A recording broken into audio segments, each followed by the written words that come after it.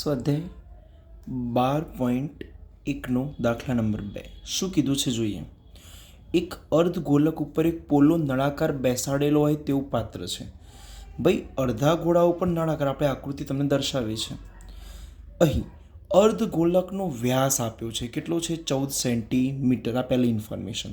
અને પાત્રની કુલ ઊંચાઈ કેટલી છે 13 સેન્ટીમીટર. તો પાત્રની અંદરની સપાટીનું શું શોધવાનું છે? પૃષ્ઠફળ. ભાઈ અર્ધગોલકનું કે નળાકારનું અલગથી નથી, પણ પાત્રની અંદરની સપાટીનું કુલ પૃષ્ઠફળ આપણે શોધવાનું છે. હવે રકમમાં જોઈએ કયું આપેલું છે જોઈએ. તો અહીંયા જુઓ, પાછળથી પહેલાં શીખીશું કે આપણે કઈ કઈ વિગત જોઈએ છે. તો અહીંયા તમને લખીને આપ્યું છે કે પાત્રની અંદરની સપાટીનું કુલ પૃષ્ઠફળ. હવે બેઝિક વસ્તુ જોઈએ ને તો અહીંયા શું છે કે જુઓ, અહીંયા એક અર્ધગોલક છે, એના ઉપર નળાકાર બેસાડેલો છે. એટલે કે અંદરની સપાટીનું પૃષ્ઠફળ કીધું હોય તો ઉપરનો અર્ધ નળાકાર છે એ અને નીચેનો અર્ધગોલક બંનેનું જો ભેગું કરીને પૃષ્ઠફળ શોધીએ તો પાત્રની અંદરની સપાટીનું પૃષ્ઠફળ મળે. તો અહીંયા જો લખું છું કે પાત્રની અંદરની સપાટીનું પૃષ્ઠફળ ઇઝ ઇક્વલ ટુ, પાત્રમાં કયા કયા છે તો એક નળાકાર છે ને બીજું શું છે અર્ધગોલક છે. તો ઇઝ ઇક્વલ ટુ શું થાય ભાઈ? તો પહેલું તો આવશે નળાકારનું પૃષ્ઠફળ. ભાઈ એનું પૃષ્ઠફળ એટલે કે આ આખો પોર્શન છે એ ગણવો પડે, પ્લસ બીજું શું છે અર્ધગોલક છે. તો અહીંયા લખી દઉં છું અર્ધગોલકનું પૃષ્ઠફળ. હવે આપણને ખબર છે કે નળાકારનું પૃષ્ઠફળ, તો નળાકારના પૃષ્ઠફળનું સૂત્ર થાય પૃષ્ઠફળ એટલે વક્ર સપાટીનું ક્ષેત્રફળ. તો નળાકાર છે એની બહારની બાજુનો એમ એવી રીતે ને એવી રીતે અંદરની બાજુનો, તો સૂત્ર થશે 2πr/h પ્લસ અર્ધગોલક માટે તો આપણને ખબર છે કે થશે 2πr².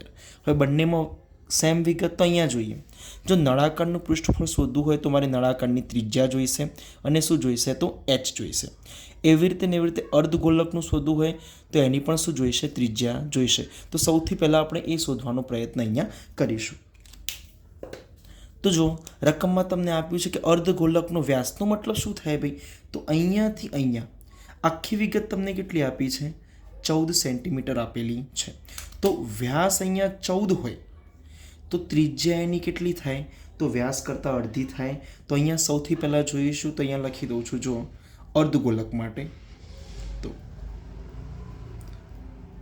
અર્ધગોલકની ત્રિજ્યા r બરાબર વ્યાસ કરતાં કેટલી હોય? અડધી. વ્યાસ કેટલો છે? 14, 14/2 બરાબર કેટલું થાય? 7 સેન્ટીમીટર. કોની ભાઈ? અર્ધગોલકની ત્રિજ્યા તમને r is equal to 7 centimetre મળી ગઈ છે. હવે જો એક ઇન્ફોર્મેશનમાં શું કીધું છે? તો અર્ધગોલકની ત્રિજ્યા તો જોઈએ છે, સાથે સાથે કોની જોઈએ છે ભાઈ? તો નળાકારની પણ જોઈએ છે. અહીંયા જુઓ, અર્ધગોલકનો અડધો ભાગ એ જ કોનો અડધો ભાગ છે ભાઈ? તો અહીંયાથી આમ જો નળાકાર બને તો નળાકારની ત્રિજ્યા એ જ કોની થાય? તો અર્ધગોલકની ત્રિજ્યા. તો અહીંયા હું લખી દઉં છું બીજી ઇન્ફોર્મેશન જે આપણને મળી છે કે નળાકારની ત્રિજ્યા r પણ કેટલી થાય? તો અર્ધગોલક અને નળાકાર ભાઈ બંને કેવા છે? એક જ સપાટી ઉપર, એ પણ કેટલી થશે? 7 સેન્ટીમીટર થાય. અહીંયા બંને ત્રિજ્યા મળી ગઈ છે. હવે એક ઇન્ફોર્મેશન ખૂટે છે, h. h એટલે કોનું પૃષ્ઠફળમાં? નળાકારના પૃષ્ઠફળમાં h. એનો મતલબ કોની ઊંચાઈ જોઈએ છે? નળાકારની ઊંચાઈ આપણને જોઈએ છે. અહીંયા એક વિગત સમજજો કે તમને આ જે રકમ આપી છે એમાં લખીને આપ્યું છે કે કુલ ઊંચાઈ 13 સેન્ટીમીટર. આનો મતલબ શું થાય? અહીંયાથી આ જગ્યાએની કુલ ઊંચાઈ કેટલા સેન્ટીમીટર છે? 13 સેન્ટીમીટર છે. આપણે એકલી શોધવાની છે કોની? નળાકારની ઊંચાઈ. તો ભાઈ નળાકારની મારે અહીંયાથી આટલી શોધવી હોય તો આખામાંથી અર્ધગોલકની વાત કરું તો કહેવાય કે ના કહેવાય? અને અર્ધગોલકની ઊંચાઈ એટલે ભાઈ એની ત્રિજ્યા હોય જેની ઊંચાઈ. તો અહીંયા ત્રિજ્યા કેટલી છે? 7. તો ઊંચાઈ પણ કેટલી થશે? r is equal to 7. તો જો મારે નળાકારની ઊંચાઈ શોધવી હોય તો અહીંયા હું લખી શકું નળાકારની ઊંચાઈ. ભાઈ નળાકારની એટલે આટલા ભાગની ઊંચાઈ શોધવી હોય તો આખામાંથી ગોળાની શું કરી દેવાની? બાદ કરી દેવાની. તો તો ઇઝ ઇક્વલ ટુ શું લખાય ભાઈ?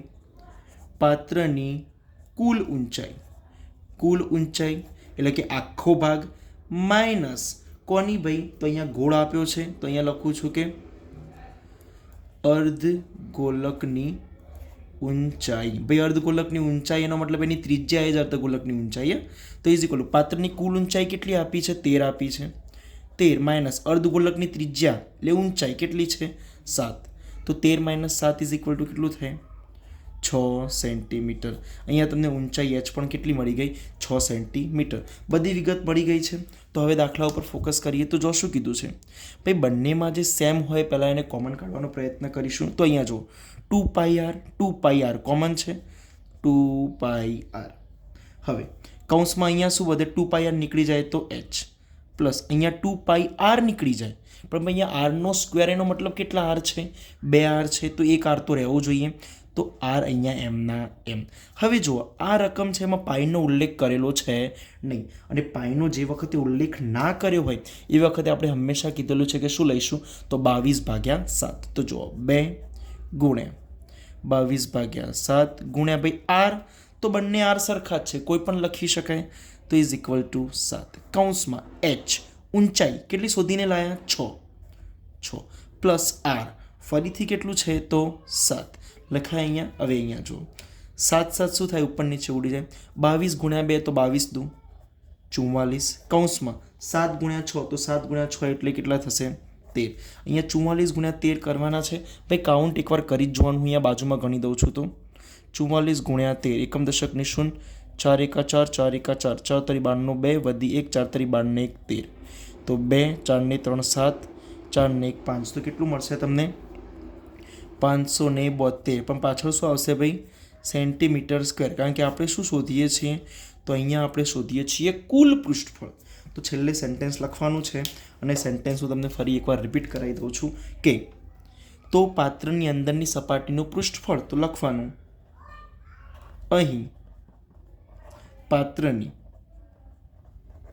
અંદરની સપાટીનું પૃષ્ઠફળ 572 સેન્ટીમીટર સ્ક્વેર થાય. જો દાખલાને એકવાર ફરી ઓવરવ્યૂ કરી લઈએ છીએ. પાત્રની વ્યાસ આપેલો છે, આપણે વ્યાસને આપણે ત્રિજ્યા જોઈએ છે, તો આર ઇઝ ઇક્વલ ટુ વ્યાસ ભાગ્યા 2 એટલે 7 કર્યું. હવે અર્ધગોલકના ઉપર જ નળાકાર છે, તેથી બંનેની ત્રિજ્યા કેવી થાય? સમાન. તો નળાકારની ત્રિજ્યા પણ આપણે કેટલી લીધી? 7. નળાકારની ઊંચાઈ તો જો અહીંયા ફરીથી ઊંચાઈવાળું પોર્શન છે ને એકવાર બતાવી દઉં છું ભાઈ, આમાં કન્ફ્યુઝન ના થવી જોઈએ. તો જો અહીં આકૃતિ આવી હતી વાસ્તવમાં, આમ આપણે બતાવી હતું. અહીંયા આટલો ભાગ નળાકાર હતો અને નીચે એના શું છે? આમ અર્ધગોલક છે. હવે અર્ધગોલકની જે ત્રિજ્યા હોય 7 એ જેની શું થાય? ઊંચાઈ. એનો મતલબ અહીંયાથી આટલો ભાગ કેટલો થાય છે? 7. આખો ભાગ તમને કેટલો આપ્યો છે? 13. તો ભાઈ આખો 13 હોય, અહીંયા 7, તો આ કેટલું મળે? 6. તો 6 ઇઝ ઇક્વલ ટુ તમને નળાકારની ઊંચાઈ મળી ગઈ 6. અંદરની સપાટીનું પૃષ્ઠફળ કીધું એમ, તો પૃષ્ઠફળ ભાઈ કેટલા પાત્રો દેખાય છે? 2. તો નળાકારનું પૃષ્ઠફળ વત્તા અર્ધગોલકનું, બંનેનો સરવાળો કરે, સૂત્ર મૂકીને કોમન નીકળતું એ કોમન કાઢ્યું. છેલ્લે કાઉન્ટ કરીને તમને આન્સર મળશે 572 સેન્ટીમીટર સ્ક્વેર. લખવાનું છે અહીં પાત્રની અંદરની સપાટીનું પૃષ્ઠફળ 572 સેન્ટીમીટર સ્ક્વેર થાય.